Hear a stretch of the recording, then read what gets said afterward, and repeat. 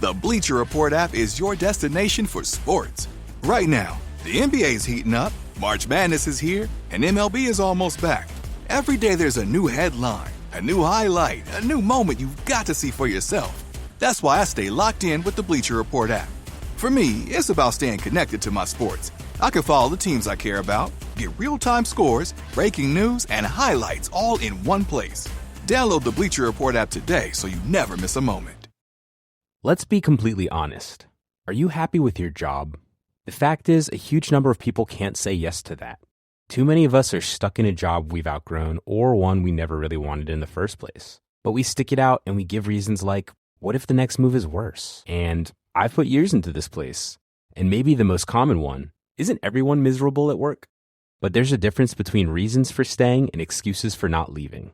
It's time to get unstuck. It's time for Strawberry.me. They match you with a certified career coach who helps you get from where you are to where you want to be, either at your existing job or by helping you find a new one. Your coach helps clarify your goals, creates a plan, and keeps you accountable along the way. Go to strawberry.me/career and get 50% off your first coaching session. That's strawberry.me/career. Hello and welcome back to the Psychological Pop Podcast. This is a podcast where we talk about popular culture through the lens of an attorney and a therapist. I'm Tess Brigham. I'm the therapist. Normally Brooke would be here and say she's the attorney, but today we have a very special episode. This is a crossover with surviving reality TV. If you are familiar with Surviving Sister Wives, we have done crossovers with them before, Corey and Carly, and they created a new podcast. So hopefully everyone out there will go check it out, called Surviving Reality, so they can expand out beyond talking about sister wives. So this is a two-part episode. We talked about the real lives of Mormon wives. And when we started all of this, we had no idea it was going to be 8 episodes. It was going to be like a housewives show. So you will hear our full conversation where we talk about the show on a high level, and then we go through each episode. So please go check out Surviving Sister Wives. They have a Patreon, patreon.com, /survivingpod. Check them out on social media, at Instagram, at Surviving Sister Wives, and check out their podcast. We're going to have all the links in the show notes so you can learn more about them. And here's the show. Thank you so much. Hello, everyone. I'm Carly, and today we are joined here with Brooke and Tess of the Psychological Pop Podcast. Hello. So happy to be here. Yes. I know. We're very, very excited to be talking about Secret Lives of Mormon Wives, the entire season 1, episodes 1 through 8. Oof. Yes, so first of all, we have to apologize for for the bait and switch, the roping in, getting you involved in this mess right out the gate, because we were under the impression this was going to be a very different series than what we had signed on for here.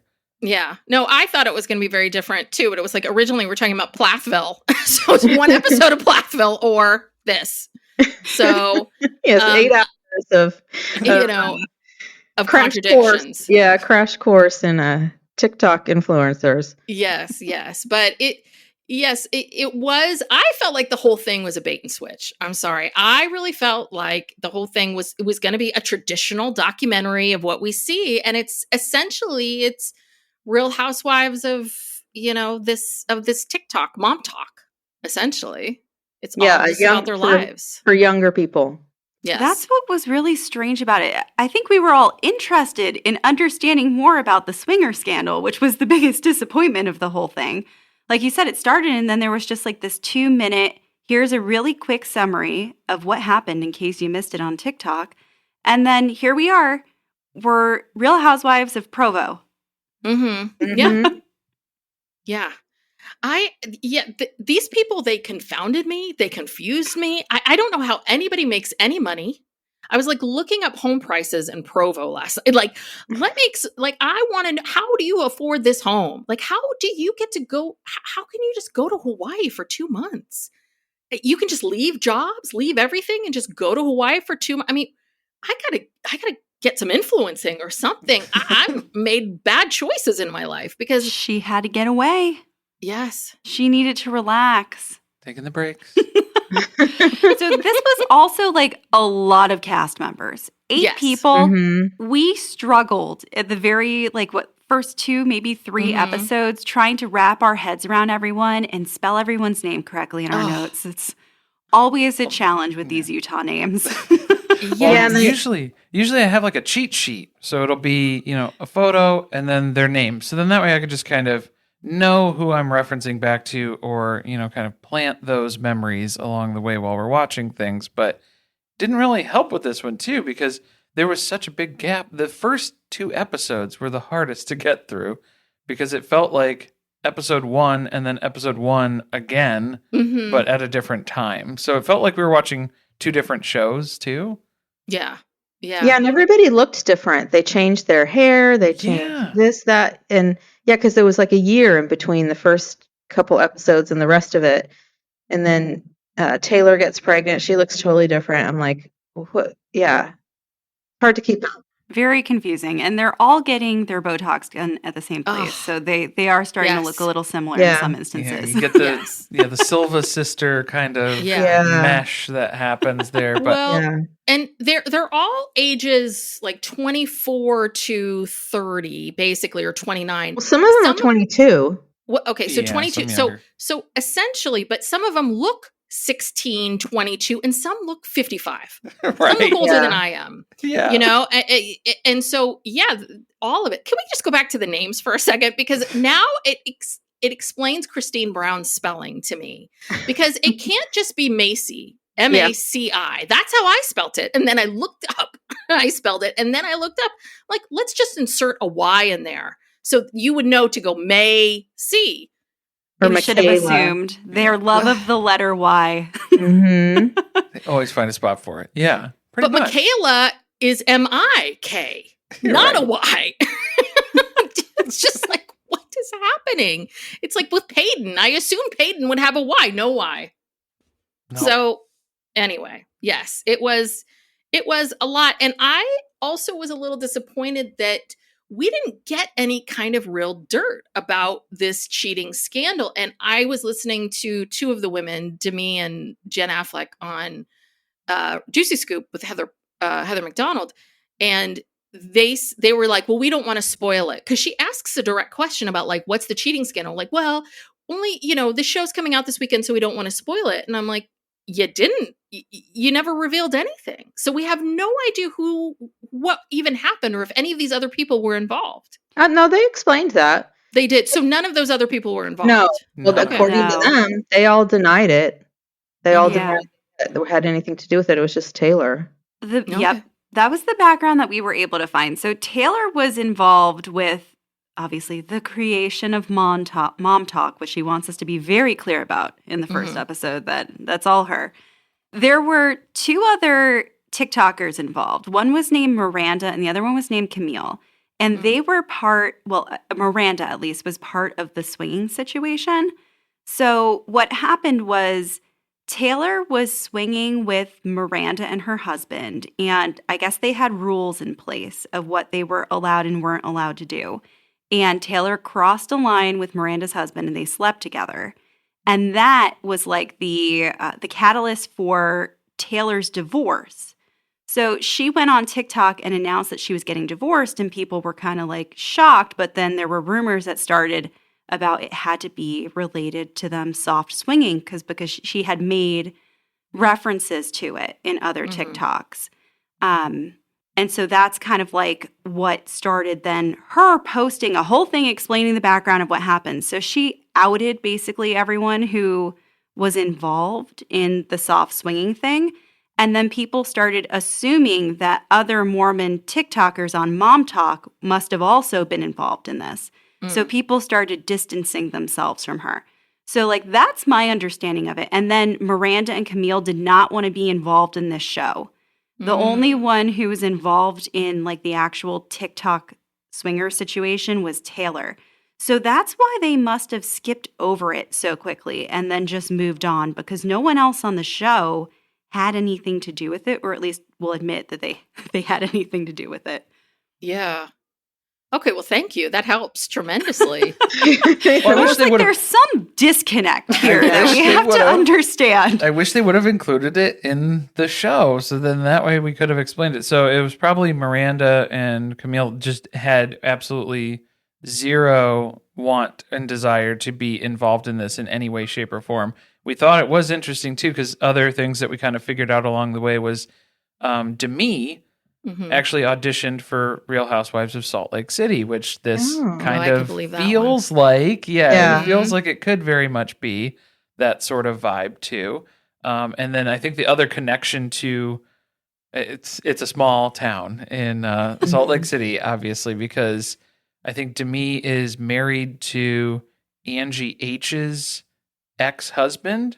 So Demi's husband, Brett, is Angie's ex-husband from Salt Lake City. She's like a friend of on Salt Lake City. Okay. She was involved with her current husband was involved in like a scandal where he made a Finsta, and there was stuff going on with the cast, and she almost was I think she was almost going to be a full-time cast member, but then they passed her up for Angie K.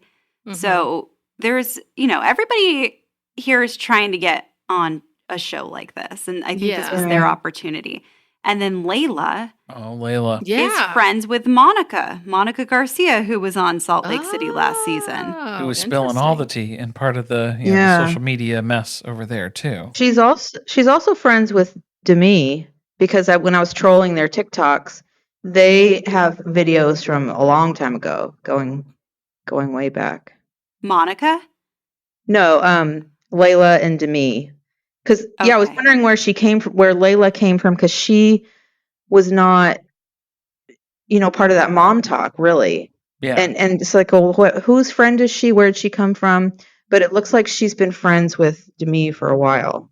And that might have been, another connection if Demi had tried out for Real Housewives of Salt Lake City too. Right. Friend of Monica's too. It might be running in that kind of Real Housewives circles. My assumption is the producers thought they would probably bring drama, and that's how they ended up on this cast.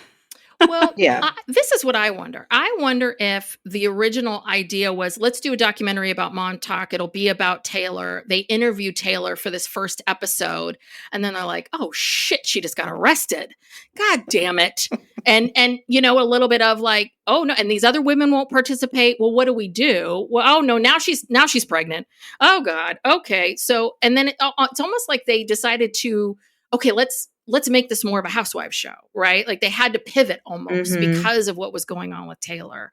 I don't know, but that makes so much more sense, because the whole time I was so confused watching this, just hearing about how all these women are the breadwinners and all of this. I'm like, okay, so like, right? None of these men seem to work or do anything, and I'm like, I always thought this was just happening in real time. I knew the scandal had happened the year before, but I thought that these women, that this was like a part-time thing they did. We dance on TikTok. I didn't know that they were the breadwinners of their family. Like, they didn't explain any of the structure to us of like, this is who I was before I joined the show.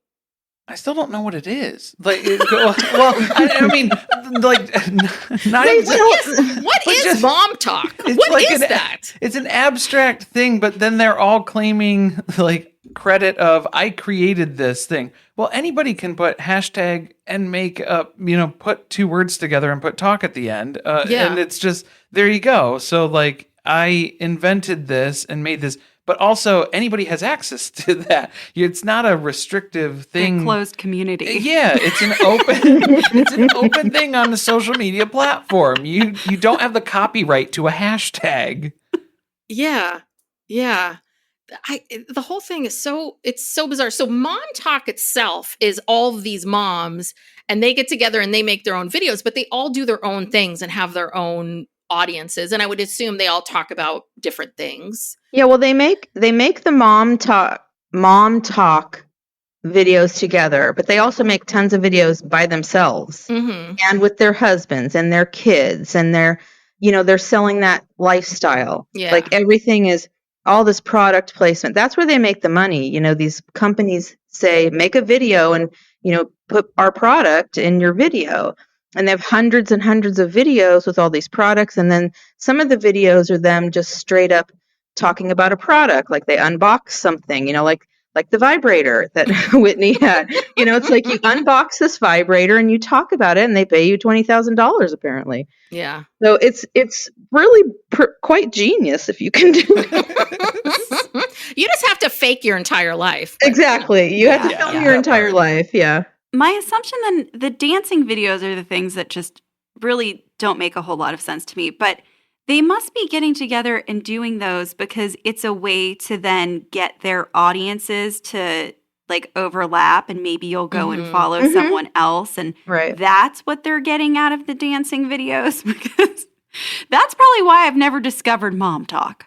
Because that gives your me such algorithm. cringe. Yeah, among other reasons why. But yeah, I think probably that's at the top of the list. Very cringy. Yeah, because like I was telling Tess yesterday, you know, the type of dances that they do in those videos, that's the kind of stuff my daughter did in junior high. You know, like it's very juvenile. It's like these women are business owners, they're mothers, they're wives. It's like they have like, and they're doing junior high dances. Yeah. On TikTok. Because it's almost like you just take 10 years off everybody's life. Jen Affleck is like a 14-year-old, you know, Layla is like a 12-year-old. Like this one is like a 19-year-old. Like mentally where they are, it's bizarre. But at the same time, like by the time I was 27, 28, I was far more mature, but these women have had one marriage and then a second marriage and then a bunch of kids. And it's just this weirdest thing where you get these people who are so immature and don't have, you know, kind of live in this junior high school mentality in life, but they've been doing big adult things that affect other people. And that's something that we've crazy. talked about before too, about like the infantilization of women, especially within like fundamentalism. And it just, I think you see that coming out here where, you know, like you said, the dancing is very immature. The way that they interact with each other is very immature. Some of it, I'm sure, for the show is a little done up because they want there to be drama between each other because they want a season 2. Yeah. But I don't think they're stretching that far outside of their normal personalities. Well, and in the first episode, I don't know who made this claim, maybe Whitney, that they're making these TikTok dances is their way of fighting the patriarchy. Yeah. Like this Mom Talk it's going to do it. Is going to fight the patriarchy and change this dynamic, and especially in the Mormon culture, the Mormon religion. I would love for someone to explain to me how that works. Please tell me how, like, you know, like tap, tap, tap. I don't even know what these stupid dances are. But like, you know, each person dancing in front of a camera, that's going to stop the patriarchy. This is going to help people see Mormons and women in this culture differently. Well, let's take the other side of that. They are the breadwinners in their family. Yes, but they're treated like shit. Yeah, well, the men still want the well, some of the men seem perfectly fine, like the older ones, I think, you know, the older husbands. But, you know, like the younger ones, like that guy Connor, he's the epitome of we got to talk about Connor. Yeah, Jen Affleck's. And you notice that every time they put their name up on it, everyone is just, you know, Macy or Jesse, but it was always Jen Affleck.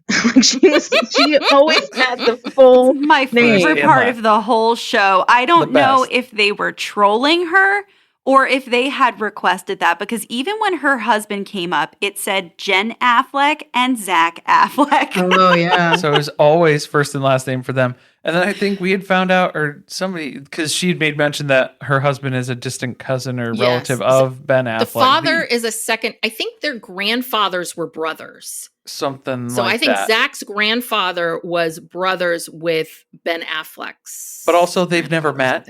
No. So it's like, then stop. Yeah. Stop. Calm down. This is too much. But I think it goes to the Mom Talk thing too. It's this abstract thing that everybody keeps talking about, like it's an organized, structured, nonprofit organization that has these rules and stipulations and regulations. And if you're, we Bylaws. wear pink on Wednesday, and it's just like, okay, I get it. There's rules, and you have these things, but it means something totally different to every single individual in this group.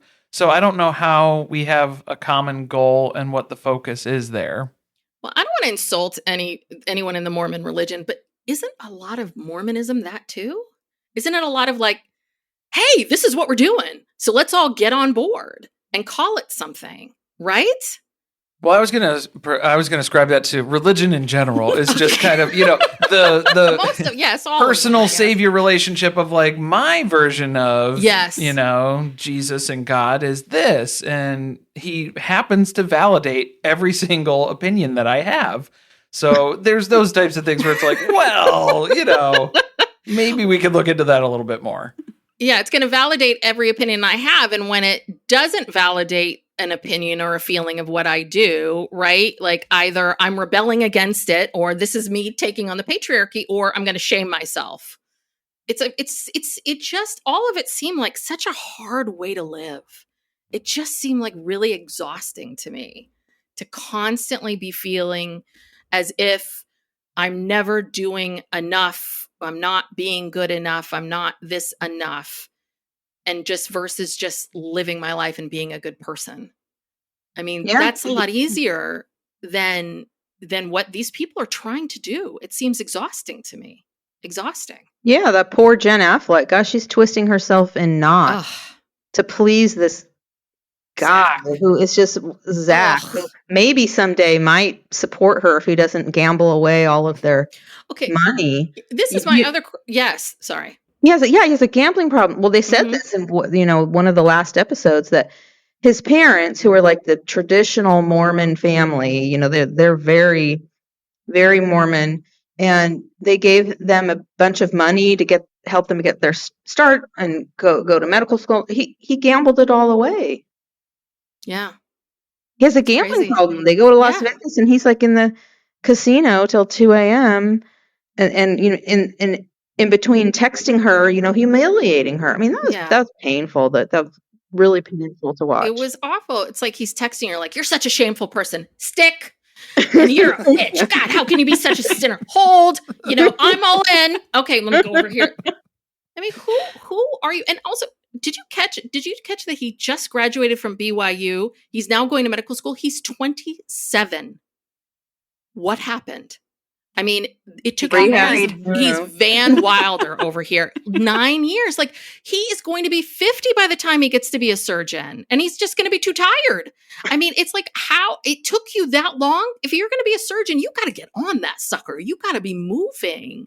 And he seems to be lackadaisically 27. No one's going to point that out. Like, he's practicing those late nights in the casino, overnight shifts. Yeah. Maybe that's where he was for a couple of years. I mean, even if he went on that 2-year mission, you've still got, another 7 years. So I'm just like perplexed by that. That him and that family, they just scared the crap out of me. Mm-hmm. And I really think that's the first divorce that's going to happen. Mm-hmm. That's my prediction. I feel like a lot of the conversations, though, because there were some that were coming from a good place, where there was a point of concern specifically around Jen Affleck and her relationship and the dynamic with Zach. But a lot of it felt like going into the relationship advice subreddit, where basically every single top comment is just, this is horrible, you should get divorced. Mm-hmm. And I'm not defending Zach in any way, shape, or form, because I think he's a pretty terrible husband in a lot of aspects as well, of just respecting his wife and her autonomy as a human being. But I would say that with the caveat of that, there is a lot of different things where that can be the go-to advice for a lot of different reasons, for things of just, it's not going to work out, I think you should get divorced. It's an easy piece of advice to give. They should probably get divorced, though. But I do agree. They should probably get divorced. Having said that. Well, right. It's the delivery of everything. I mean, that's the thing, right? Which is everything everyone's saying is correct. But if you if you say it to someone in their face like this over and over again, they're not going to listen to you. She's just going to double down, which is exactly what That's a term Zach knows. She's just going to keep sticking with it, right? Like she's not going to let it go. So none of them are being very effective. But again, I don't think they think about other people. I really don't. I think, and I think that's a big part of this. Is this whole thing? All of this is supposed to be about being a good person and being a respectful person, but it's like every single scene is them getting together and being like, that Whitney's such a bitch. I can't say, hi, Whit. Hi. Oh my God, you're back from Hawaii. I mean, so two-faced to everybody. No secrets are ever kept. Nothing ever, right? Like they're not. That's why they're on TV. Yeah, I guess so. Yeah, they're a hot mess, and that's why we were watching this. Yeah, I don't know. Do we want to get into the episodes? Yeah. Sure. Maybe we'll shout out what episode we're on as we go through, just for anybody who's listening. I know we have a lot of people who are already watching this on our Patreon, and they're going as quickly as they can through the episodes. There are brave souls who watched probably the entire 8 episodes in one night, the night that it came out. And God bless you, but I don't think I have the strength to do that. That's what I did yesterday. Oh my goodness. I couldn't stop. I was going to stop at like 6. And I'm like, I'll just keep going to 7. And I'm like, well, now I have to keep going. I got to see what happens at the end of this one. Well, I think after the first 2, we watched the first 2, and I was like, I don't know how we're going to get through all 8. I felt like my brain was melting after the first 2, but we'll just do a high level quick run through of episode 1. It was a lot of that. The immaturity levels are very apparent. Taylor was introduced to us when she was 28, but she seemed a lot younger just from her behaviors, the decisions that were being made, and everything that was going along with that too. So they breezed through the sex scandal, which I wish they would have gone a little bit more into detail on. Obviously, that would have helped with this. But I think the other weird part, too, was meeting Whitney, kind of Whitney, version 1 of Whitney, because I didn't recognize her when she showed up again in episode 2. Her hair was like all red and completely different. She's a chameleon. She's one of those people when you She change shift. their hair, they look completely different. Yes, like she could have been on the run for a crime, and I wouldn't have been able to pick her out of a lineup type of a situation. Like she was fully blended in, I think. You know who also likes to change their hairstyle a lot? Colin. Oh. The husband. Have you noticed him too? Because he had bleach blonde. Oh. What is his name? Isn't his name Colin? Isn't Which Whitney's one? husband Connor? Connor. Sorry, Connor. Connor. There's very similar enough. It's- With these names. Close So enough. Connor had bleach blonde hair when they first got back to Utah, and then it got shaved off, and then he had this. And can we talk about? Well, we can wait till we get there. Hawaii surfer look, maybe? Yeah, was that kind what, 'cause of. they were, it was a couple months in But he's Hawaii. not cool. He's not cool enough to be a Hawaii surfer. No, He's I don't really. think so. I thought he was gay. Yes. I thought that whole scandal where he was on Tinder, and I'm like, well, who is he looking for? He just. I felt like maybe that was being subtly implied, but nobody wanted to directly address it. But who knows? Yes. Well, my theory is that he joined Tinder and Grindr at the same time. And Tinder was the, I'm going to let everyone focus on that because I'm doing this other thing over here. Hopefully you find this one first. Whoever responds first, I don't know. Yeah, I mean, but the thing is that I guess apparently this was this rumor that came out about the two of them. And then, when the mom talk scandal, happened, Whitney fled to Hawaii and came back. And her big reveal is that she has to tell everyone that this is true, that these rumors about Connor being on Tinder are true. And then we hear a bit more. Like, apparently he's been on this since the beginning of their marriage. And she just kind of, he had a little bit of a porn addiction, and then he's been on it this whole marriage. Well, yeah, he would just talk to people. They never met in person, but they'd exchange pictures. They'd talk to each other. I'm like, this is a lot. This isn't just someone on Tinder kind of like casually browsing. Thank you. Because that's how you kind of made it seem like. It's like, no, this was an addiction this guy had. And I think to your point earlier, like about how the women are treated, they are held to a much higher standard Yes. than the men seem to be on the show. Oh, God, where yeah. it's just fine that Zach has a gambling addiction. Let's just not talk about that on camera. And then Connor, he had a porn addiction. That was the reason why. So we're just working through that now. But God forbid the women do something wrong and they get jumped on for Or it. seen as wrong. Yeah, perceived Yeah. as wrong. Like, going to Chippendales, like Stepping foot in the building. stepping foot in the building is enough to get you in trouble.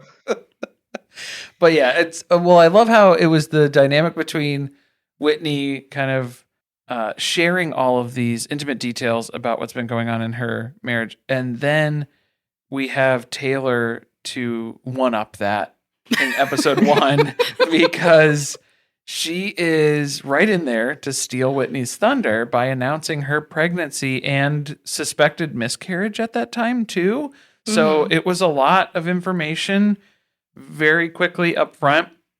We thought for sure after episode 1 that Taylor was going to be the villain of the show, but then that kind of all shifted around here too. But obviously by the end of episode 1, when you think, well, that was pretty crazy, how else is this going to get ratcheted up? Well, Taylor got wasted when she was going out with friends and came home and was involved in a domestic violence circumstance with her boyfriend Dakota, and so she gets arrested. And now that's like, okay, well, I think we know who the villain is in this situation.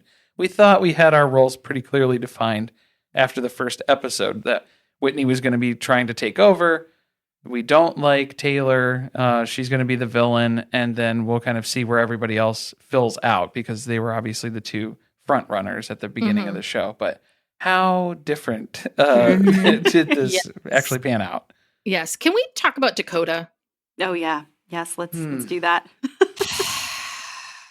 So, Dakota also is a social media person, influencer. Yes. Oh, he is? Mm-hmm. I heard that on that Juicy Scoop interview. Fame seeking is kind of the summary, I think, that the assessment that has been placed. Yes, yes. Well, and he slid into her DMs and she was like, oh, he's cute. Let's see how this goes. Let's see how I like this. But the thing that really, so Dakota maybe is an addict, but is he sober? That's a little bit of, again, another instance of, if this was a female, if this was one of the wives, she would be chastised. She would be in a program right now. People would be all over her. No one quite knows if Dakota is sober or not. It's a little bit back and forth. And then when they're at dinner together, he says to her, hey, are you in this with me? I can't party. I can't do this. And this shows you how young Taylor is in many ways. Her response is, I don't know about these guys that can't go out and hang or party, or I don't like this. It's like, no, he can't. He's an addict. It's not like he's saying, no, I don't want to do these things. He's saying, no, I can't, or I will die. And just this is a woman with children. This is your response? She's actually sober now. She talks about it on her social media. Oh, she does? Okay. Yeah, because, I also read this, that the reason why I was kind of perplexed about how quickly they arrested her and all of that. Well, apparently this was bad. She threw a metal chair at Dakota, and one of her kids was next to him, and she hit the kid with the chair. Oh. And the kid had like a big goosebump on their forehead or something. So it was like, it was like aggravated battery with her and being drunk in front of a child. It was a bunch of charges. So it was pretty serious. Mm-hmm. So now she's, update now.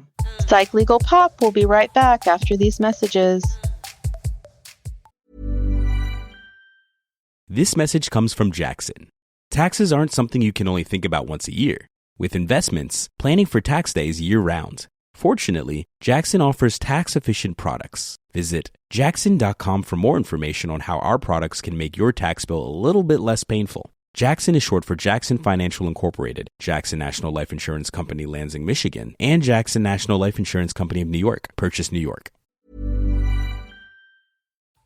I feel like sober. As bad as it was, I feel like that was the best thing to happen to her, for her to get arrested at the end of episode 1 and in that circumstance, because it seems like for everything else that progresses, that has had an impact on her to get her out of some of those destructive cycles.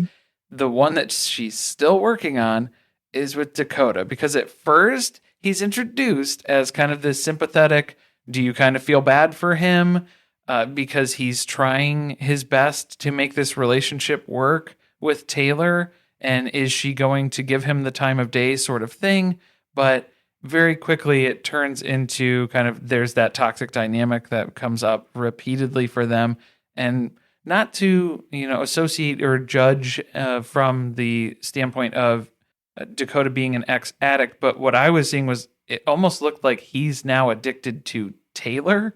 That's where his addiction is, because he has this emotional regulation need from her that he always has to get that fix, so to speak, from how they're interacting in their dynamic. Yeah, they blame each other a lot for how they feel.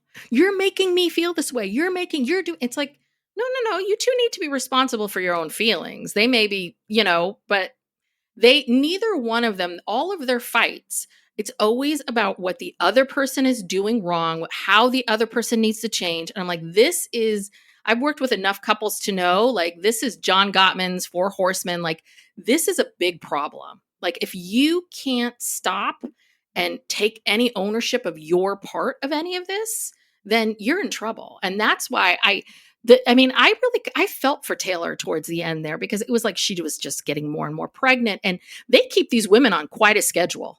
Coffee, lunch, dinner. Now we're going here. Every day there was something. Every day there was 7 meals. She was still participating in things towards the end. Yeah. Well, yeah, she went on that Vegas trip like 2 weeks before she was due. Yeah. Crazy. So, but I don't think these people like living their lives away from the camera anyway. So I think she would, listen, I'm sorry, the birth, that was the most graphic thing I've ever seen in my entire life. I didn't even film the birth of my son. You know why? Because I didn't want anyone to ever see this like this. That was super. Am I the only one that was like, whoa, we're getting a lot here. I've watched a lot of Teen Mom and Unexpected, so I've seen many a baby born on TV. Okay, so it's like the norm for these things? Because I was just shocked by like, whoa, we're really not blacking out a lot. Whoa, that's her leg. Okay, we're doing it. It was tame. It was tame compared to some. Yeah. From some of the others that we've seen. I am surprised though that they filmed it, just because it didn't seem like their relationship was in the best spot going into that. So, but it was fine during the birth. It seemed like that went well, but otherwise it was not good leading up to things. Yeah, it was the best thing that happened to their relationship. This is what they'd been working towards. We'll and see. They were, this was wobbly, getting there too. For that moment. Yeah, for that bit. That's what they were really excited about. So episode 2 picks up, and it's 11 months later. I think that's very clear that, like you had said earlier, either the first episode was intended to be a different series than it ended up being, or that it was a pilot, and that this finally got picked up months later. But we find out that Taylor ended up getting 3 years probation after that DV arrest, and that she is now pregnant again. Dun, dun, dun. This is where we are. I really took a lot of notes. I'm like, I really wrote everything down. I got to find episode 2 now. Oh, here I am. Okay. Well, I think, so this was, she was inviting a bunch of the Mom Talk gals to her baby shower, even though she's kind of been MIA because she was on probation more strictly. She was dealing with the fallout from her arrest, essentially. I think none of them really wanted to be associated with her after that, too, so she kind of was laying low. But what happens here is Whitney starts to emerge in this episode as maybe being the new queen bee, because she's starting to accuse Taylor of destroying the reputation of Mom Talk, which is, I don't know why I can't say that right now. We keep saying Mon Talk? I know, I Yes, want Mon Talk. Like Eternal Sunshine and Spotless Mind? Yeah. It's hard to say. Mom Talk. And that's obviously a big concern for these women because they're making the money to support their families on TikTok. So if she's around here destroying the reputation of their hashtag or what they're associated with, what they're starting to see Their is organization. Their personal hashtag. Yes. their brand deals are drying up. And that's really the biggest concern here. But Whitney's brand deals aren't drying up. Oh, no. But I also want to say, who here thought Whitney was debating this? I'm like, oh no, Whitney's already said yes to this. She needs the money. 1,000%. She heard $20,000 and she signed right there. Oh no, Colin saw it, and Colin's like, and did you hear that sex toys saved their marriage? I'm like, oh, I'm sure it did. Yeah. It was required. I think that's what needs to happen. I have never heard someone say that before. Sex To their mother. To their mother. Brooke and I, we're open with our parents. Our parents are not any of that. We don't talk about this stuff with our parents. Like our parents wouldn't talk, like there's a certain level of just, you know what I mean? Privacy. I'm not going to ask my mom about her vibrators. It's like, no, I don't want to know about this, but she's just walking into this house, you know, saying, what do you think I should do? I'm like, oh, BS. You signed the deal already. I also have a feeling that Whitney doesn't have any other friends to talk to these things about. So she had to talk to her family to have someone to film with because I think the pool of friends is very dry aside from the few from Mom Talk who we're seeing here. Yeah. That's an interesting thing. I wonder if, because we do see a lot of scenes with Whitney on her own, and I wonder if that's because the producers are like, we can't bring anybody else in, or if it's really that when she is not with these other women, she has no other female friends, like not a one. Yeah, it feels like when you get into this group, it becomes insulated where then there is kind of all these interdependent relationships, but then that's shuffling around, cycling around, depending on the circumstances, because then we start seeing like Macy. I have to keep saying Macy. It's the Y. It's the Y. Yeah, I have to remember. But so she's the first one to kind of open back up to Taylor rejoining the group. And then it's how is everybody going to react to this? So we've had mixed reviews on Macy too, because we saw a lot of people online were really liking her, but I feel like she's one of those people who's constantly on everybody's side, but then also kind of pitting everyone against each other too, just from the stuff that we saw from season 1. Yeah, she in the end of the season, she's really doing a number on Taylor. It's like, I realize you need content and whatever, but that's really, she's trying to break up a relationship with these people who just had a baby. Like, couldn't you just leave that stupid thing alone? That the comment or whatever she got. Yeah, I just thought that was really cruel and crossed a line even for these kind of shows. Yeah, I don't know. I had mixed feelings about Macy. I think sometimes I liked her. Sometimes I was like, sometimes I was back and forth. She seemed to be her and Demi, to me, felt like the most grounded, like the two that I would actually want to talk to outside of all this, maybe Layla. But, you know, yeah, she is a hard one because she definitely has a lot of comments about a lot of stuff, but she doesn't really reveal that much to us. We know nothing about her husband at all. And maybe it's because he's just boring and there's nothing to say, but you know, we just don't know anything about your dynamics. It's like, oh, you have kids. Like we don't learn a lot about her at all. I didn't even think about that until now. Really, all we learn about her is all of the stuff she knows about other people. Yes. And then that she has a vitamin brand. Well, it's a supplement. I don't know if we can legally call it a vitamin. Something, natal something.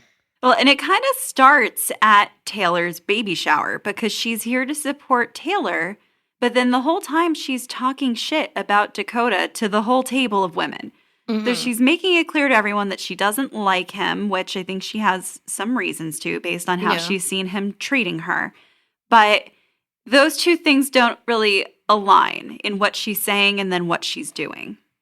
Yeah, I mean, and I think she's in a really tough spot And obviously most of these things happen when you don't have cameras on you, but all the women said, "Oh, I would want to know this rumor about my partner." And it's a little bit like, well, again, Taylor knows this guy's got issues. Taylor's well aware of this. Taylor's the one telling you all of this stuff. Again, I don't think showing someone that, your partner may or may not be cheating on you is really is it's going to convince anyone. It's not your business, too. I don't know. I'm the kind of convince them. Yeah, they always say the same thing. Well, if it were me, I would want to know. And it's like, well, okay, that's you. And I just, it's really, if I found out something, unless it was something that was going to cause like something dangerous because first of all, Macy has no way to know 100% if this is even true. The girl could be lying. These people lie and do the stuff just to get attention, get on TV, whatever. Unless it's going to be something really harmful, just mind your own business. You don't need to get involved. You don't need to tell her. It'll come out. If it's true, it'll eventually come out, Yeah. I just looking at one of my notes, and then I wrote Mom Talk, embracing our sexuality. This is another one of the pillars of Mom Talk, taking down the patriarchy and embracing your sexuality. Maybe we need a list of the pillars. We need to ask them all. A lot of work. That's two. I'll let you know the rest of them. The wobbly structure here. Yes, it is a very, very wobbly structure. But did you think it was odd that Dakota was at the baby shower? Do you know what I mean? That's a little like there's something about him that does not sit well with me. And I think it is just very controlling or very like, why are you here? Co-ed baby shower I would get, like, because all the men would be there, but you're the one male at a baby shower. Well, he confuses me too. He has very like 7-year-old boy or like 14-year-old boy energy about him, where like his hat's always on backwards. And sometimes it looks like he has like a toupee on underneath that, like where it's just sticking out. Or like his hair got darker in some episodes where I'm like, is he dyeing his hair? Is he drawing his beard on every morning?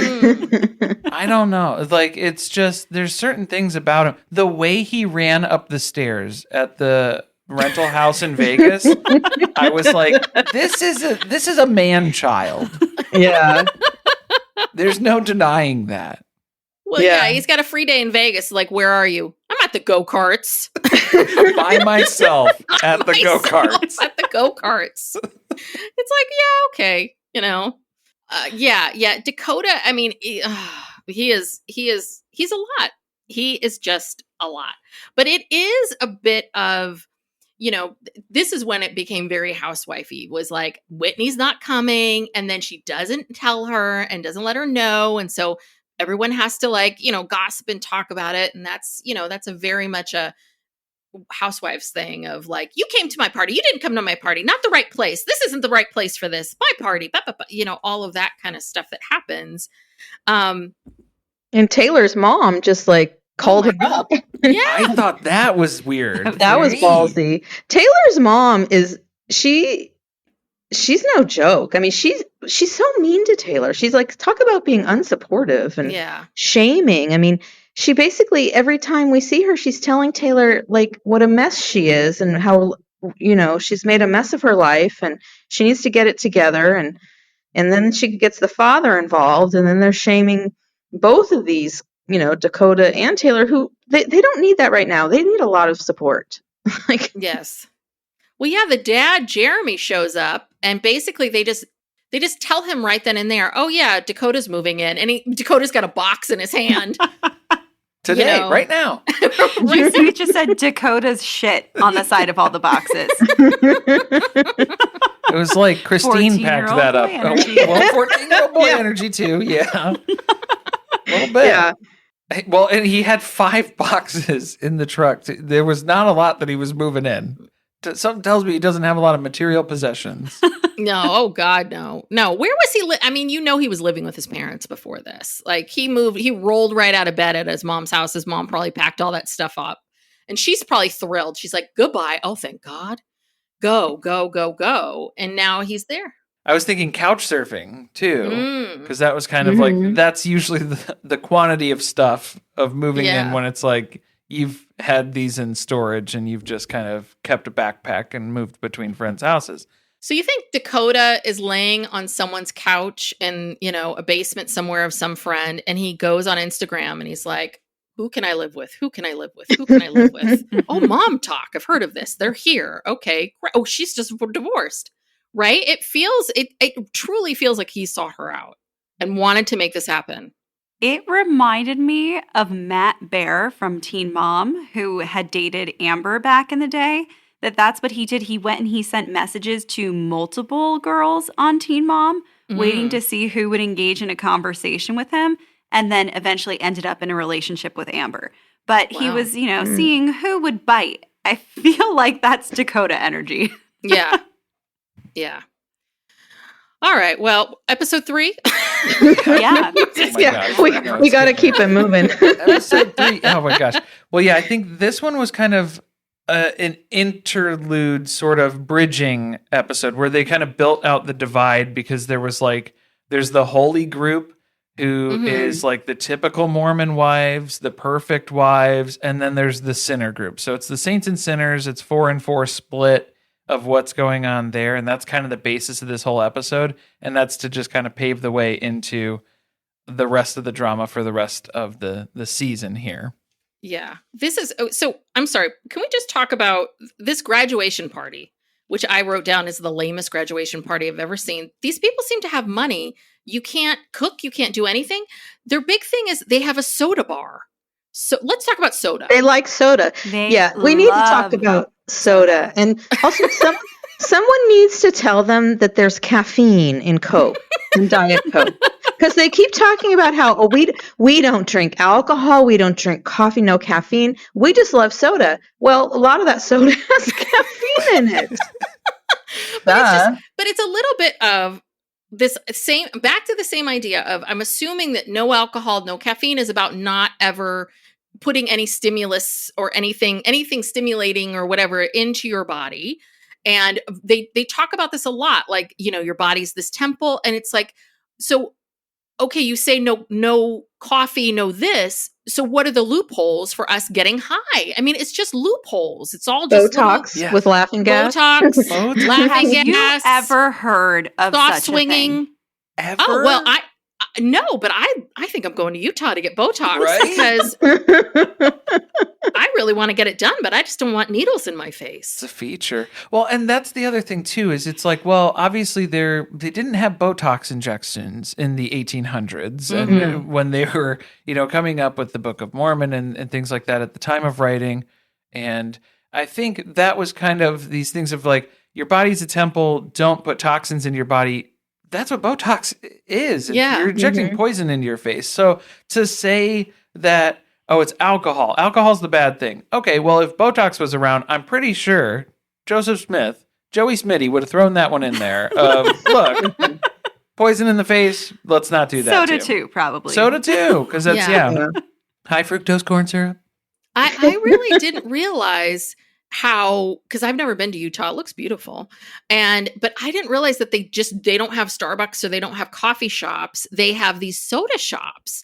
And it was just so odd. I'm like, oh, so this is what you do. And then they were telling us their soda drinks. I'm like, ugh.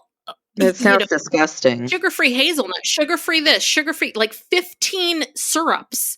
And that's 44 ounces? 44 ounces. Yeah. Too much. That's too much. That's like this. It is. It's the supersized Slurpee at 7-Eleven. Yeah, that's big, huge cups. That is too much. Yeah. And how is that any different than a giant coffee? Like, I don't. And everyone's talking about like, oh, we can't have coffee. So everyone's at the place at 8:00 in the morning with their big cups. I'm like, yeah, they need caffeine to function. You have an addiction. And there's sugar or whatever. Yeah. So, but but it just seemed the whole party was like, so you have pizzas and sodas? Do you know what I mean? It's a college graduation party, and you're celebrating it like he just graduated from the 8th grade. Do you know what I mean? And they were drinking straight mixer, but then Jesse brought out some of the good stuff, because some of them do drink, and then that's where the divide comes in, where it's like, hey, some folks in the group, in Mom Talk specifically, there's the saints and there's the sinners. But I thought it was funny when we start getting into the baby blessing storyline too, where then I think that was Jen Affleck who was inviting people initially. And then she was trying to say that she forgot to invite people, but I didn't like that because she uninvited people. And I think it was from the drinking incident in the hot tub that then led to, hey, these people aren't fit to be around this child for this baby blessing. Which is ironic now, knowing that her husband has an issue with gambling. That we're going to draw the line at somebody took a flask of vodka out in the hot tub and then put it away after they heard that was not cool on the rules here. Instead of drinking just, 3 cans of Mountain Dew straight up, they splash some vodka in the mix, and that's too much, too far. Here, I've got a crazy idea. You're Jen Affleck or you're Zach Affleck, right? Hey, you know what? This graduation party, this is my parents' house. Can you put that away? My parents aren't going to be cool with it. Okay, great. Thank you. Problem solved. Yeah. But no, in this culture, what happens is it's like, they're drinking. I'm going to give them the stink eye, and then I'm going to uninvite them, and then I'm going to blame my husband and throw him under the bus, and then he's going to throw, punishment. They're really into punishing people. Punishing. They just love punishing someone. Yes. Perfect way of saying it. So now we end up split. We have Taylor, Jesse, Layla, and Demi, who are the sinners, and they're the ones who have been uninvited. And they're starting to suspect that maybe that's what's going on. So they call up Jen Affleck, and they find out that that's true. But like you said, she tries to throw many people under the bus. You know who she doesn't? Whitney, who was the original one who suggested that she should not invite them, because Whitney has decided that she is high and mighty over this group, and she's going to decide who's the most devout and who are the ones who maybe should be on the outskirts of mom talk. Mm-hmm.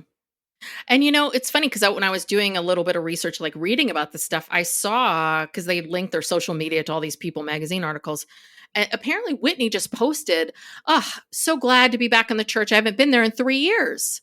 I'm like, excuse me? So what does being a good, right? This definition of being a good Mormon, this is what if you're truly a good Mormon, it just means you just don't get caught. You just don't, this is the part that just perplexes me. I'm surprised at that because I really would have thought that she was there consistently based on the way she presented herself in all of these episodes. It was very trad wife. Even her haircut, everything. She was really trying to present a certain image of herself. The flip, the curl. Is she the one who was making homemade animal crackers? Yeah. Or attempting to, yeah. Yes. Later, she was kind of building a stool at the kitchen table. I don't know what that was. Yeah, the painting was happening and nailing things, tapping it gently with a hammer. I don't know.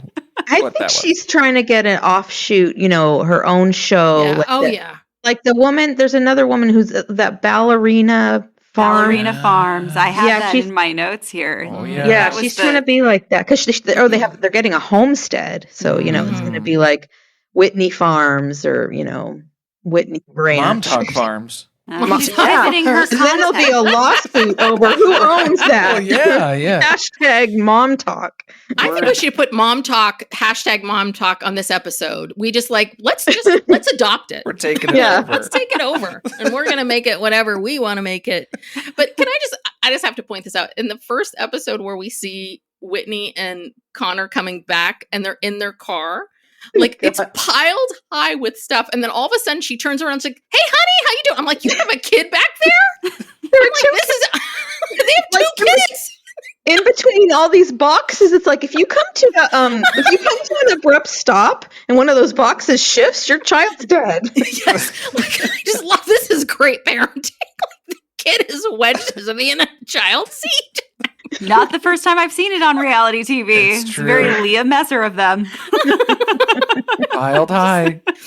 Oh my God. Well, it's just funny. These are all the different scenes where it's for her to go high and mighty in this group and say, I'm going to be the one who determines who is worthy enough to be here and a part of this. Mm-hmm. And then in the next scene, we have her describing what was the story that she was telling us, recounting of Demi The Fruity Pebbles. Did you look at Fruity Pebbles differently? Man. We got to talk about what that was. I still don't understand I what think I have an happened. indication. I can try. I don't really want to know. Was it was There was a sex act that took place. But were the Fruity Pebbles involved, or was it just used as an No. analogy? It was an analogy as to perhaps how something tasted. Or okay. Oh, okay. I thought it was. See, I thought there was some they were food literally play. I involved. thought there were Fruity Pebbles. I thought it was. He was giving. I'm just gonna say it. He's giving her oral sex, and that there were Fruity Pebbles. Some food play. And then I started thinking about this, like, so how did she get the Fruity Pebbles up there, and how Right. did they stay? See, we all And tried to make it why more Fruity Pebbles? salacious Was that than the it was. only cereal you have? Well, then like, just tell us. I'm yeah, so just confused. it's so much worse. Whatever I'm thinking of whatever scenario I'm trying to make sense of, you skirting around and dancing around and not fully explaining. Just tell me what actually happened, because Yeah. it's way worse up here.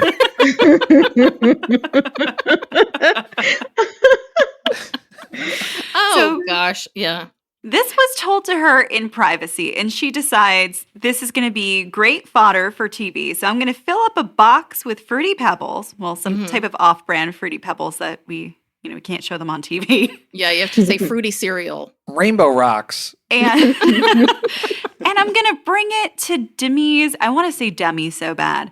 To Demi's Demi. Valentine's Day party and gift it to her as a gift to our hostess. It's like Salvador Dali. It's Demi.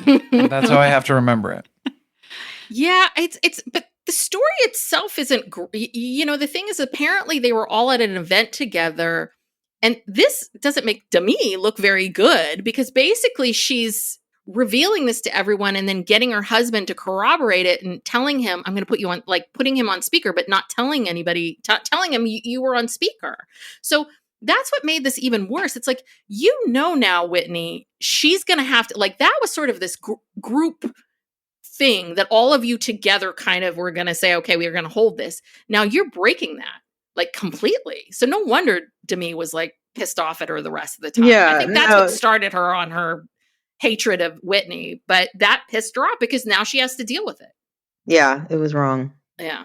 But God, don't tell any of these people secrets. The secrets, because they do not keep secrets.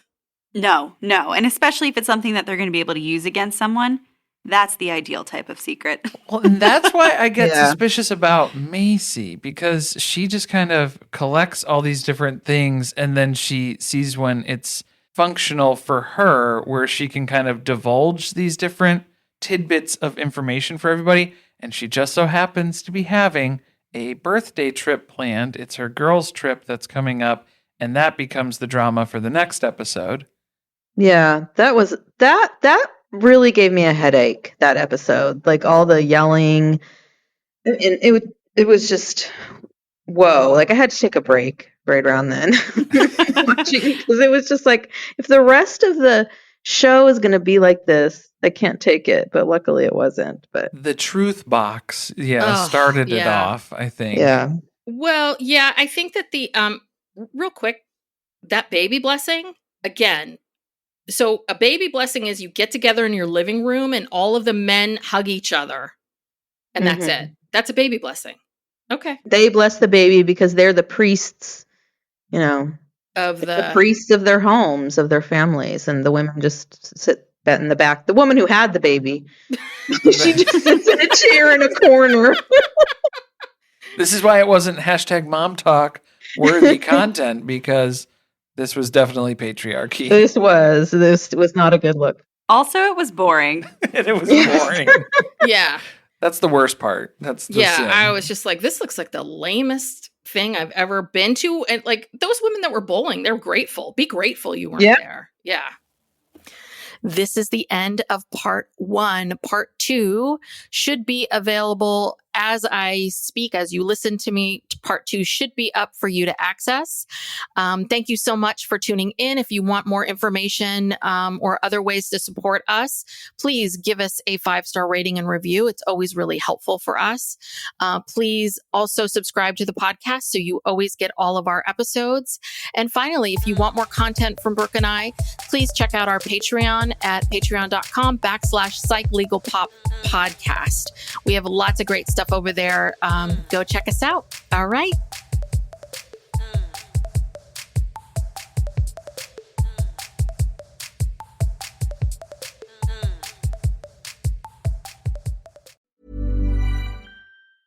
This message comes from Jackson. Taxes aren't something you can only think about once a year. With investments, planning for tax day is year-round.